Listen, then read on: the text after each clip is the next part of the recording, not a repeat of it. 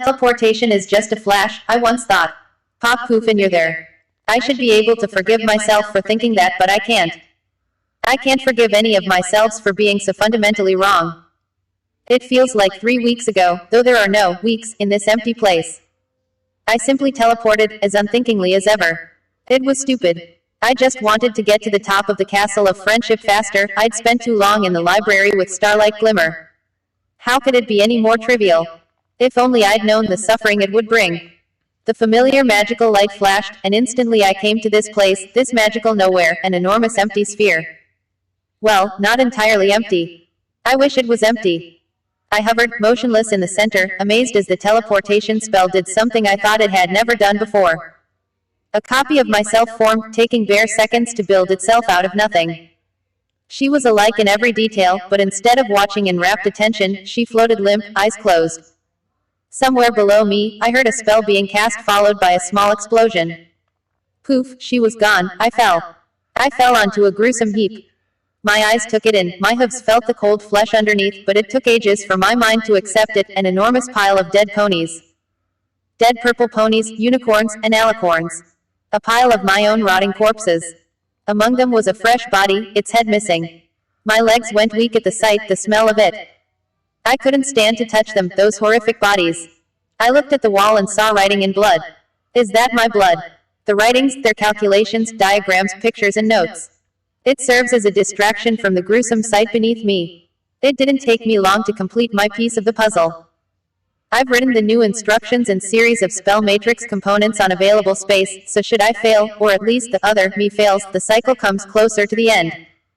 Despite my feelings towards all previous versions of me for even contemplating teleportation, I have to commend the first, that's what those who came after called her, for being the first to try and break the cycle. Grab her now. As a concept, it's quite simple. You see the new you develop from nothing in a few seconds. The first figured that physical contact with the teleporting pony would force the spell to carry that pony as well. But things aren't ever that simple. Ignoring the fact that teleporting multiple ponies requires more energy than one pony, this sphere is probably meant to contain whoever is left behind. I mean, grabbing the newest iteration of Twilight had probably been attempted by some pony from before, but they just never bothered to write down that thought process beforehoof.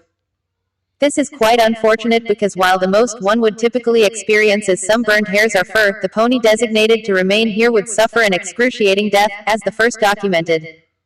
So began a series of experiments to bring all of this to an end. The notes taken and written are extensive. The lifespan of survivors, testers and testees, spells and actions attempted, and summarized hypotheses, theories, and conclusions are all written on available space on the wall. Sometimes alternative viewpoints are brought in and add their own ideas.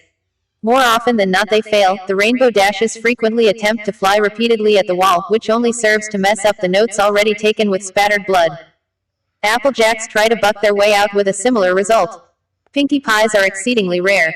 In fact, for as long as we've been testing, Pinkie has not shown up at all. Rarity is useful, while her magic is more limited. Her finesse and attention to detail have helped the components of the matrix become more efficient. This has allowed room for even more alterations. Fluttershies go insane almost immediately, which is quite understandable. Perhaps my desensitized nature to the emotional well-being of my friends is a facet of my insanity. Spike, Celestia bless him, is the most useful. While I tend to ramble and my notes are scattered, Spike knows my magical capabilities, and his note-taking is impressive.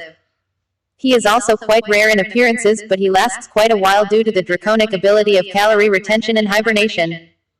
Unfortunately, he is also a child, he's not meant for this place. We ended his sufferings quickly. Having other me's is also rare, as these days one of us almost always dies in the testing process. Whatever time together there is, ideas are swapped and shared. It's usually constructive, although the sheer magnitude of the situation occasionally results in a violent version of insanity. Regardless of who is here, I've found it hard to eat.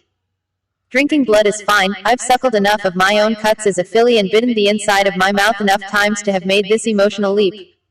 I sometimes delude myself into thinking it's one of Rarity's red wines from France. However, eating flesh still vexes me. I can't even stomach the thought of eating my friends, so I've resorted to eating old me's. Even then this is difficult. As a result of this and associated nutritional deficits, my magical reserves are low and my strength is abysmal. I've lasted longer than most in this place.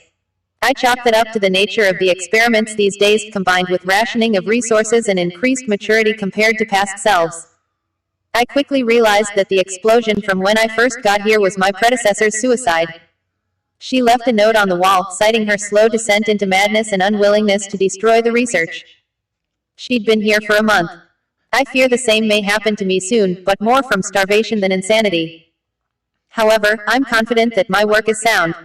What's particularly exciting is that I might be the final one of have to suffer in this space between spaces, should I succeed. The air in the room tingles. That's the sign of a teleportation. Here she comes. I hope she doesn't bring any pony else with her. They aren't part of the solution, and will have to stay behind. As the flash brings the old twilight in, I immediately cast my spell. I hold the forming new twilight in semi-stasis. I was never powerful enough to overcome another unicorn's teleportation spell mid-casting, and my current condition only reinforces that.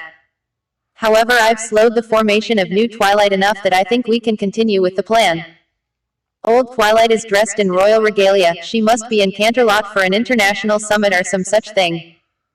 Not my concern, though it means if we succeed, the resulting entrance will be quite dramatic.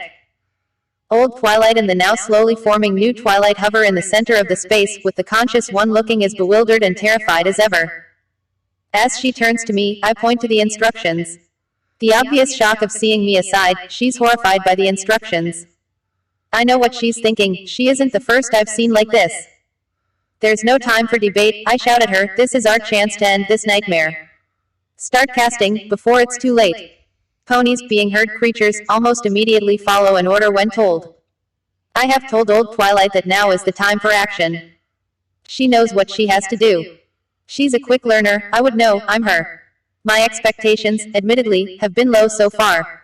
Part of me expects this twilight to blow up before the spell modifications are complete, or the spellcasting sequence may be incomplete, leaving her here with me. To my surprise, she performs all spells proficiently. Once the modifications are complete, the half-formed new twilight immediately starts spasming and screaming. Her skin is boiling, her teeth are falling out and replaced immediately. Her horn falls out and regrows.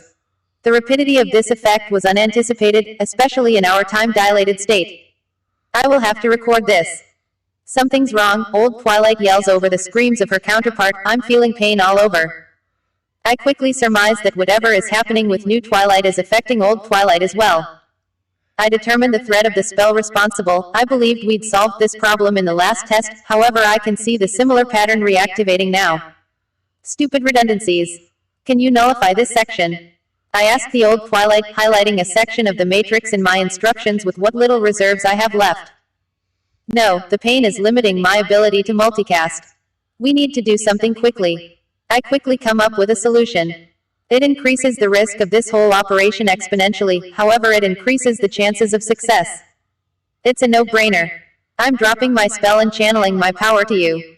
By my calculations, you'll be able to survive for the remainder of the spell. It will be tougher and more painful than it is now. Do you understand? I don't like how this ends, she responds. Buck what you like, lives are at stake including your own. Say you understand. After a brief hesitation, Old Twilight nods, I understand. I sigh in relief. I cancel my spell and immediately channel my remaining power reserves to her. New Twilight is a gory mess. She's constantly decaying and regrowing all over. Whatever shows up at the destination of the teleportation will be a mess of flesh, bone and fur. I doubt she was ever truly conscious. Old Twilight is keeping it together, but the pain has magnified significantly. I can't hold it, she screams. I act on impulse. This has to work. No pony else will suffer. I go into overdrive. My horn starts cracking, first at the tip and quickly working its way to the base. The pain is intense, I cannot see. I accidentally bite my tongue as I concentrate, a familiar taste creeping its way down my throat as I swallow. I can barely hear Old Twilight yelling over the ringing in my ears, it's working. We're almost there. I can't hold it anymore. I collapse as my horn explodes in a flash and engulfs the sphere. I succumb to the darkness. Some time later, I come to. I look around, and I'm in the familiar space. The bones are scattered here and there among the rotting flesh. The notes remain on the walls. I'm still here. Nothing has changed. The cycle continues. Wait a second. Nothing has changed. I see no new addition to the pile of flesh and bones. It must have worked. For the first time since I arrived in this sphere, I allow myself to cry. We did it. One of us got out. The chance of rescue for me is a desperate delusion, I know that. But I have another hope, maybe this is the end. If it's enough to prevent any pony from ever teleporting again, that will be victory. That hope might be enough to let me rest in my final moments of life. Please, I plead to my other self, please just never teleport again.